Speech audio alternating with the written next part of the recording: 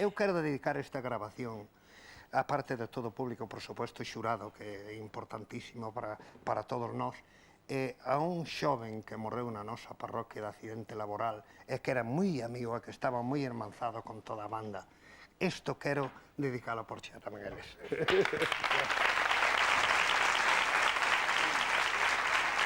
Pois para el que seguramente o escoitará e estará con todos os músicos animándoos nesta súa primeira intervención no programa de hoxe no segundo certame galego de bandas de gaitas. Airiños Aires, con vostedes, a banda de música xuvenil de Xinzo.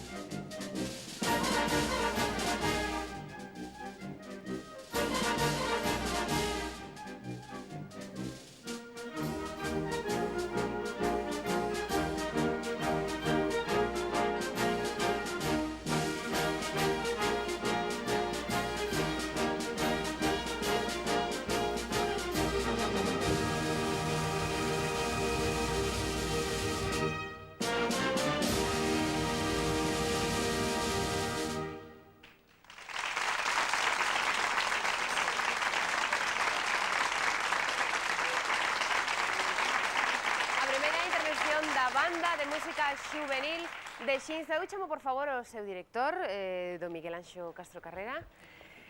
Pódese dicir a idade? Pois sí, 23. 23 anos, pero que contou con a grandísima honra de ser dirixidos por grandes mestres, non? Así ocasionalmente.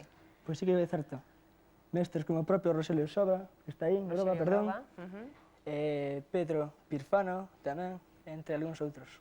Entre algúns outros. O que tamén me gustaría que nos falase un pouco é desa escola de música que coido que teñen en proxecto e que a ver se comeza a funcionar este ano, non? Tamén. Sí, pois agora para outubro ou novembro, como moi tarde, temos pensado legalizar a nosa propia escola. Agora hai profesores titulados, que penso que é a base para que a banda siga triunfando, como hasta agora o fixo. Porque hai moita ilusión pola música, moita tradición musical en Xinzo, non? Sí, en Xinzo, desde o ano 79, como o señor Leli Represas o dixo, pois sempre hubo unha boa base de músicos, e que, vamos, que é de agradecer que ainda os seasa. Intentaremos que para sempre, vamos. Esperemos que a banda estea moitos anos dando concertos non só por Galicia, senón tamén por aí adiante. E xa Don Delio tamén nos comentou algo duns intercambios culturais, non? Dun irmanamento que había cunha banda de Alacante, non? Ou algo así. Pois fixemos varios intercambios, entre eles a de Alicante, Monóvar, despois tamén en Valencia. E vamos, os intercambios eran musicais e tamén a veces emocionais, non? A ver, como iso de emocionais? O de cultural sí, pero o de emocional... A parte da música, pois fixemos grandes amigos, hoxe temos moitas amistades, e vamos, é algo de agradecer tamén. Pero como se facían eses intercambios? Por exemplo, a banda de Xinzo iba ali a Alacante concretamente, por exemplo, se facían concertos conxuntos ou como funcionaba? Sí, facíase uns concertos. E despois, por exemplo, os de Alicante viñan aquí e facían o mesmo. E facían o mesmo. Sí. Parece a min que había incluso unha convivencia, non? Entre os rapaces que viñan de alá, pois que estaban hospedados nas casas dos músicos de aquí, non? Polo tanto, era moito máis esa convivencia, moito máis fonda. Claro que sí. E o de emocional decía porque hubo casos de intercambios que hoxe, pois mira, están casados e mira, é moi ben. Ah, sí? Tamén? Iso sí que é curioso, non? Claro que sí. Claro que sí. De todos os xeitos son xente moi nova, non? Pero rín por aí. Seguro que algún ten noiva tamén. Seguro que sí. Son xente moi nova, dicía, non? Sí, pois entre os 9 anos e os 25, 27. Entre todas as idades. Pero xente moi nova.